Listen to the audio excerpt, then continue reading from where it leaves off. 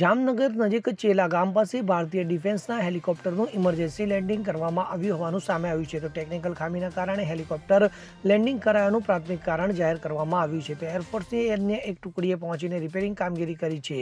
ખામી દૂર થતાં હેલિકોપ્ટરને પરત એરફોર્સ સ્ટેશન લઈ જવું છે. તો મળતી માહિતી મુજબ જામનગર પંથકમાં હેલિકોપ્ટરનું ઇમરજન્સી લેન્ડિંગ કરવામાં આવ્યું હતું. એરફોર્સના હેલિકોપ્ટરમાં અચાનક કોઈ ખામી સર્જાતા રંગમતી ડેમમાં તેનું ઇમરજન્સી લેન્ડિંગ કરવામાં આવ્યું હતું. તો ચંગા ગામ પાસે હેલિકોપ્ટરમાં ખામી આવતા ઇમરજન્સી લેન્ડિંગ કરવામાં આવ્યું હતું. જોકે આ ઘટનામાં કોઈ મોટી દુર્ઘટના સર્જાઈ નથી અને હેલિકોપ્ટરનું ઇમરજન્સી લેન્ડિંગ કર્યા બાદ એરફોર્સની ટીમ ઘટના સ્થળે પહોંચી અને ખામી દૂર કરી હેલિકોપ્ટર પરત એરફોર્સ સ્ટેશન ફર્યું હતું. Bureau report CN24 news. હવે જુઓ દેશ દુનિયાની તમામ ખબરો તમારી આંગળીના ટેરવે. ઉઠાવો મોબાઈલ અને Google Play Store પરથી ડાઉનલોડ કરો અમારી CN24 ન્યૂઝ મોબાઈલ એપ.